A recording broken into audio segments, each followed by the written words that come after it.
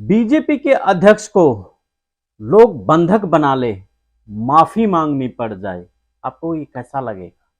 क्योंकि जिस तरह से भाजपा के राज को हम देख रहे हैं, कहीं पर बुलडोजर चलाया जा रहा है तो कहीं पर किसी की कोई सुनवाई नहीं है।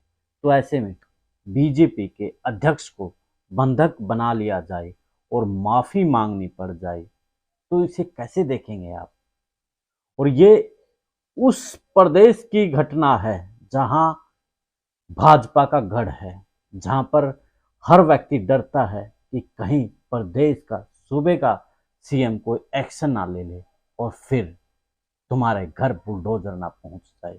तो उस प्रदेश के अंदर उस प्रदेश के अध्यक्ष को बंधक बनाया गया और उसे माफी मंगवाई गई। कैसे करते हैं इस पर चर्चा, कौन सा प्रदेश है वो और क्यों माफी उसे मांगनी पड़ी है, क्या मामला है?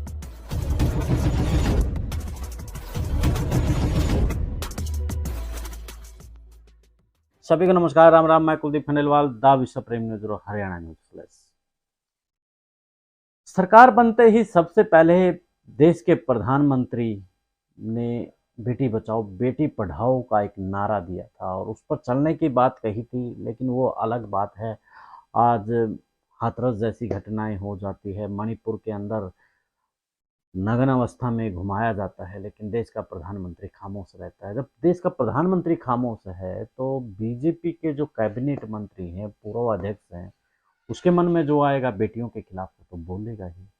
एक कार्यक्रम के दौरान बीजेपी के जो पूर्व अध्यक्ष हैं यूपी के, स्वतंत्र देव, उस समय योगी आदित्यनाथ भी उस कार्यक्रम में थे, जो बेटियों को लेकर के बोला और खास तौर पर कुछ वर्गों की बेटियों के लिए उसने ये शब्दों के इस्तेमाल किए। तब योगी आदित्यनाथ भी खामोश थे।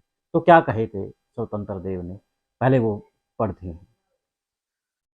2017 से पहले जो बेटा 10 साल का था अब वो 17 साल का हो गया है। उसको यह मालूम नहीं होगा कि कश्यप की बेटी को उठाकर, सैनी की बेटी को कैसे उठा करके, त्यागी की बेटी को कैसे उठा करके रेप करके उसके साथ हत्या कर दी जाती थी और उसकी थाने में रिपोर्ट भी दर्ज नहीं होती थी। तो ऐसे में स्वतंत्र देव भूल गए हैं शायद हाथरस की घटना में रातों रात कैसे उनके सूबे का जो प्रशासन था, उन्होंने रात को उसका संस्कार कर दिया था, उसको जला दिया था। संस्कार नहीं बोलेंगे, उसको जला दिया था। तो कैसे बोल सकते हैं आप? वहाँ कैसे धमकियों की वीडियो वायरल हुई थी?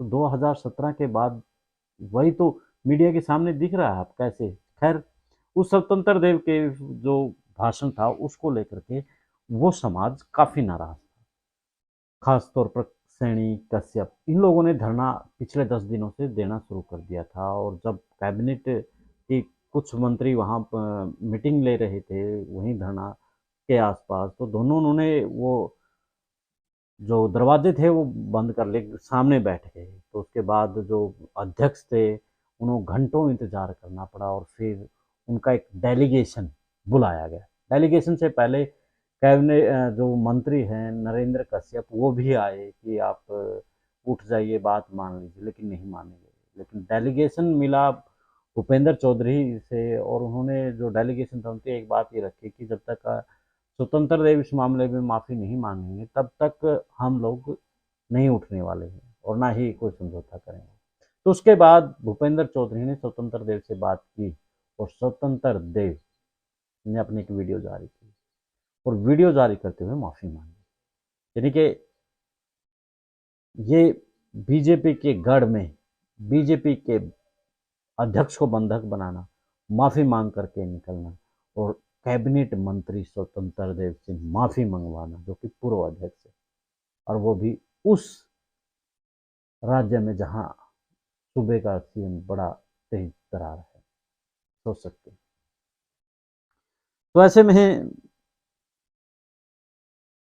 समझ सकते हैं कि एक समाज की ताकत क्या होती है। समाज ने सीधे तौर पर चुनौती दे दी थी कि आप जितनी चाहे फोर्स बुला सकते हैं, जितना चाहे आप कुछ भी कर सकते हैं, लेकिन हम बकल उतार देंगे।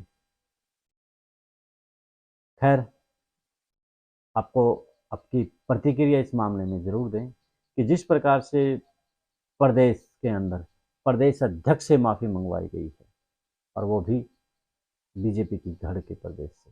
कैसे देखते हैं इसको आप? आपकी प्रतिक्रियाओं का इंतजार रहेगा। कमेंट्स बॉक्स में आप जरूर आपकी प्रतिक्रियाएं दें। देश और प्रदेश की खबरों के लिए द विश्व प्रेम न्यूज और हरियाणा और द विश्व प्रेम न्यूज और हरियाणा न्यूज प्रेस को शेयर सब्सक्राइब जरूर करते हैं। देखते देखते पेज को फॉलो करते हैं। अब मुझे दे इजाज़त, मिलते हैं एक नए वीडियो के साथ। जिंदाबाद।